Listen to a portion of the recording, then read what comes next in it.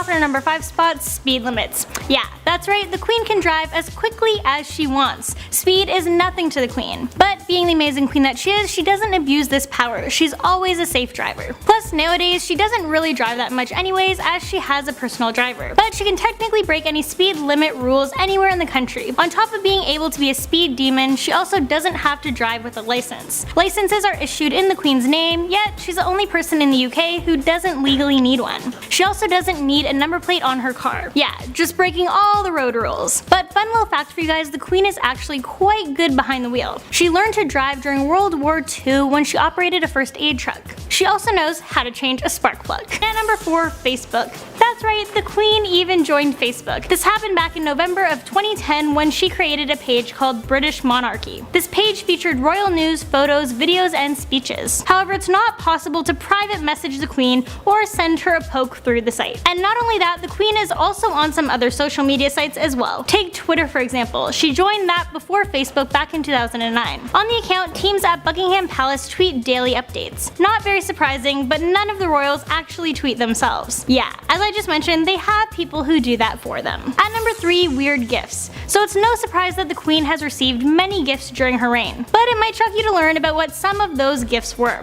For example, turns out she actually received quite a lot of live animals. The more unusual ones were jaguars and sloths from Brazil and 2 black beavers from Canada, and they have been placed in the care of the London Zoo. She also received pineapples, eggs, a box of snail shells, a grove of maple trees, and 15 pounds of prawns. Yeah, maybe people should just stick to flowers. In at number 2, Christmas pudding. Even though the Queen's the Queen, she always appreciates her staff. Every Christmas, she gives her staff Christmas pudding. Over the years, it's estimated that she's given out 90,000 Christmas puddings. She does this to continue the tradition of King George V and King George VI. In addition to that, the Queen also gives her entire staff Christmas gifts. She also sends out many presents to charities, schools, and cathedrals. On top of that, she also makes a Christmas broadcast to the Commonwealth every year of her reign, except for 1969. That year, a repeat of the royal family was shown and a written message from the Queen was issued. Coming in our number 1 spot, she owns all of the swans and dolphins that swim in the UK waters. As early as the 12th century, the Queen laid claim to all of the mute swans in the country. Back then, the birds were considered a delicacy. Today, the Queen doesn't eat the swans, but she technically does still own them. Every year, the Queen's swan marker leads a multiple-day census called the Swan Upping to count the birds and check up on their health. Also, 1324 statute says that the Queen can also claim ownership of all fishes royal. That includes dolphins, whales, and anything that resides in the waters around the UK. Number 5. King Charles. The new King Charles, but whom was once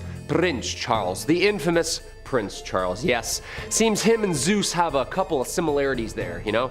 Kings of kings, and of course the whole wandering eye once in a while thing. That's right, Camilla and the prince, the infamous mistress to the once Princess Diana, may she rest in peace. The king has done some pretty sketchy things in his time, apparently. Prince Charles met Duchess Camilla, aka Parker Bowles, for the first time in the 1970s, and that's where he fell helplessly in love with her. However, Parker Bowles was not considered royal material since she was not virginal. Yeah, they have a weird rule about that one apparently. Very, very weird. When Charles was away fulfilling naval duties, Parker Bowles got engaged and was eventually married to her on-again, off-again partner, Andrew Parker Bowles. From the very beginning, Princess Diana was aware of Prince Charles' inappropriate relationship with Duchess Camilla. Despite Princess Diana's reservations, Prince Charles' current wife was also at their wedding. Ooh, that's awkward. By 1981, the crown deemed it time for the prince to be married. Though he had dated her older sister previously, the prince became engaged to 19-year-old Lady Diana Spencer. Kinda doomed from the start, no? Apparently the princess said in an interview, "I remember saying to my husband, 'Why is this lady around?' And he said, 'Well, I refuse to be the only Prince of Wales who never had a mistress.'" Right out in the open, eh? Like, why even marry then, you know? Call me old-fashioned, but like, till death do you part, you know? During their rocky marriage, both Princess Diana and Prince Charles carried out affairs. I guess when it's done, it's really done. Prince Charles' most well-known affair was with his now wife, Queen Consort to the United Kingdom. Of course, we all remember the infamous and risque phone call conversation in 1992 that was leaked. During the phone conversation, the King of England said some pretty explicit stuff. Yeah, Google it up. He said it, not me. In our number 4 spot, passports. Yeah, it seems like the Queen doesn't need any form of ID. She's one of the few people in the world who doesn't need to have an official identity document. However, other members of the royal family are required to have one. Also, the queen is quite the traveler, which isn't a surprise seeing as she's the monarch of 16 realms. Also, she is actually the most widely traveled head of state in history, visiting over 116 countries during 265 official visits. Not too bad for someone who doesn't have a passport. And at number 3, birthdays. Now this isn't technically a law, but it is something that only the queen has. She has not 1, but 2 birthdays. Yeah, when you're the British head of state, 1 birthday is just not enough. Queen's actual birthday is on April 21st, however her official birthday is celebrated on a Saturday in June. Her actual birthday is marked publicly by gun salutes in central London at midday. This includes a 41 gun salute in Hyde Park, a 21 gun salute in Windsor Great Park, and a 62 gun salute at the Tower of London. For her official birthday celebrations, she is joined by other members of the royal family at the spectacular Trooping the Colour Parade. I have to say, 2 birthdays every year,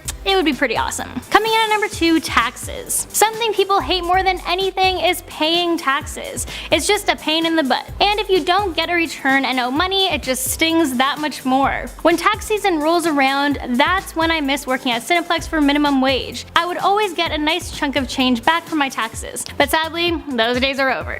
All citizens in the UK and many other countries have to pay taxes depending on their earnings, but the Queen is exempt from this law. As it's written, the Crown has a legal tax exempt status because certain acts of Parliament do not apply to it. But I guess in 1992 she was feeling left out or something because she voluntarily paid taxes since then. Also, to add on to this, the Queen can't be sued. Yeah, it's impossible, so don't even try. On top of that, she also has the right to not give evidence in a court, and she can't be prosecuted. Alright, and before we jump into our number 1 spot, I just want to remind you guys to please show some love by giving this video a big thumbs up and subscribing to our channel. And once again, stay tuned until the end of the video as I will be answering your questions. Alright, and in our number 1 spot, war.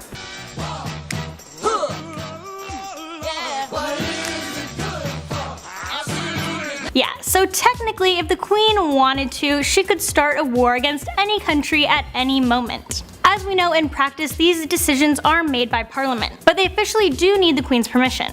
Luckily, the Queen is an amazing leader. She's calm and able to think with her head on straight, and she doesn't make decisions based off of being a hothead, unlike a certain other ruler. Luckily in the UK, only a monarch has the power to declare war and peace under the royal prerogative. And since the Second World War, there have been no declarations of war. But nonetheless, the British Armed Forces have taken part in armed conflict on numerous occasions. Yes, the Queen is literally above the law. On top of being able to start a war, she also has the right to break any law. But as I said before, luckily the Queen is quite modest. Starting off in our number 5 spot, the Queen has 30 godchildren. I mean, honestly, who wouldn't want the Queen as a godmother? That's a pretty sweet deal. Her first godchild was Guy Neville, born on March 29th, 1945. The Queen was just 19 years old when she became his godmother. Guy was the son of Lord Rupert Montague Neville and Lady Anne Camilla Wallop. Guy held office of Page of Honor to Queen Elizabeth between 1958 to 1961. He died in 1992. Her last godchild is Princess Theodora of Greece and Denmark. Number 4, King Edward VIII. Where do I start with this man? He's more controversial than Harry. Can you believe it? Don't worry, we'll get to him soon enough. And make sure you like and subscribe. It really helps the channel out, you know. We all know this man, King Edward VIII, and how he infamously rejected the crown in 1936 so that he could marry a divorced American woman. Oh, scandalous. Hey, Guy had to follow his heart, and that heart took him a lot of places, including Germany. Edward was in love, and much like the young princes of today, they're not necessarily hooked on the idea of marrying those arranged or fit for them. They follow their heart. King Edward was in love with one Mrs. Wallace Simpson, an American woman, but also a married woman, also once divorced. Breaks the rules, Eddie. However, in order to marry the woman that he loved, King Edward was willing to give up his power, and he did. Talk about passion. On January 10th, 1931, Prince Edward and Mrs. Wallace Simpson met for the first time, as well as her then husband Ernest Simpson. Yeah, it was at this party that the first two met and fell in love. Awkward third wheel situation there, kinda. That's gotta suck being the one left for royalty, doesn't it? That's a confidence crusher. Yeah, she left me. For who? The king. Yeah. No, I'm fine. Number 3, Prince Harry. There's a couple things Prince Harry has done to solidify that bad boy reputation among the royals. Well, maybe less bad boy and just very bad decisions sometimes, you know? We're never gonna know why Prince Harry thought it was a good idea to wear a certain armband and a uniform resembling of that African German army to a theme party. Yeah, not so royalty stuff like that. We all remember in 2005 when the then 20-year-old and the photos of him in the costume leaked online. What's with these leaders doing all these themed costume parties? Yeah, I'm looking at you, Trudeau. Once the images were published, the palace was forced to do some damage control. Of course, the prince issued an apology saying, quote, "I am very sorry if I have caused any offense or embarrassment to anyone. It was a poor choice of costume and I apologize." And that's pretty well it. A little sorry here and there. Or how about in 2004 when he decided it was a pretty good idea to get into a little brawl with photographers who were taking his picture when leaving a nightclub. And of course, countless times we caught the prince shirtless or making out with girlfriends for an all-out not what to do on the internet media presence. I mean, the guy's just having fun, he's living his life. What do people expect, you know? What is he gonna play polo on a horse every day and just sit on a throne? But how far do apologies go, right? Well, apparently the future king and his brother Harry haven't really spoken since the infamous interview on Oprah when Harry and his partner Meghan Markle. Apparently the future king and his brother Harry haven't really spoken since the infamous interviews on Oprah when Harry and his partner Meghan Markle opened up about the racist scrutiny that they had been under for years from both family and media. Quote, "Many lines were crossed by William. He was at the center of a number of painful moments, turning his back when support was needed. It was a dark time and one William hasn't really been prepared to unpack." At the same time, Prince William is still waiting for an apology from Harry for making details of private family matters public. Number 2. Banished Cousins. We all know a family member that maybe aren't too thrilled about or fond at the annual barbecue to see.